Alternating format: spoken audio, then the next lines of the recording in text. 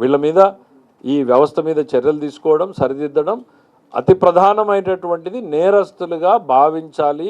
అందులో ఆ ఛార్జ్షీట్లో ఉన్నారా లేదా చూసి ఉంటే వెరీ గుడ్, లేకపోతే ఇదిగో మీరే నేరస్తులుగా ఇక్కడ తెలిసి జరిగింది అని చెప్తున్నారు, తెలియక జరగడం లేదని చెప్పారు.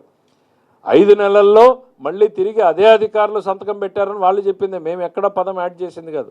తెలిసి జరిగిందన్నప్పుడు వాళ్ళు నేరంలో భాగస్వాములు అవుతారు కదా, ఈ కోణం ఎందుకు చూడలేదు అని ఎవరు అడగాలి, మనమా ఏంటి అనేటువంటి దాని మీద కూడా ఏజీ గారిని పిలిచి కూడా అడ్వైజ్ అడగడం జరిగింది.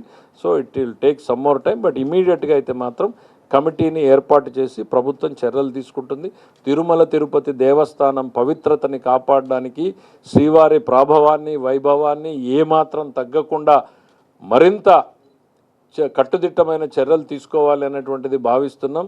శ్రీవారిని రాజకీయాల్లోకి ఎక్కడా కూడా ఉపయోగించుకోవడానికి వీలు లేకుండా ఉండాలి. ఇప్పుడే కాదు, భవిష్యత్తులో కూడా ఎవ్వరూ కూడా రాజకీయ కోణంలో తిరుమలని కానీ శ్రీవారిని కానీ రాజకీయ కోణంలో చూడకూడదు అనేటువంటిదే ప్రభుత్వాధినేతగా గౌరవ ముఖ్యమంత్రి గారి ఆలోచన, ఉప ముఖ్యమంత్రి గారి ఆలోచన, ఎంటైర్ పార్టిసిపేట్ చేసిన క్యాబినెట్ మొత్తం అదే అభిప్రాయపడింది.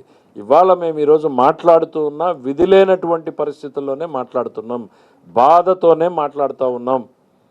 ఇదేదో రాజకీయంలో ఒక ఎత్తుగానో లేకపోతే వాళ్ళు చేసినటువంటి చర్యల పట్ల లబ్ధి పొందాలనేటువంటి ఆలోచన ఏమాత్రం కూడా ఈ ప్రభుత్వంలో ఉన్న మాకెవరికీ కూడా లేదు.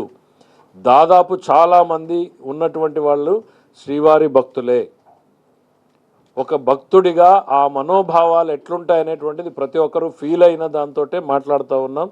ఖచ్చితంగా ప్రభుత్వం ఈ దిశగానే ప్రయత్నం చేస్తున్నాం. రాజకీయాలకు అతీతంగా దోషులు అనేటువంటి వాళ్ళు నిలబడాలి, ఇటు ప్రజల్లోనూ అటు చట్టం ముందు. భవిష్యత్తులో మరింత కట్టుదిట్టమైన చర్యలు తీసుకునేలా, తప్పు చేయడానికి భయపడేలా ఉండాలనేటువంటిది, మరీ ముఖ్యంగా శ్రీవారి విషయంలో ఉండాలనేటువంటిది అందరి ఆలోచన.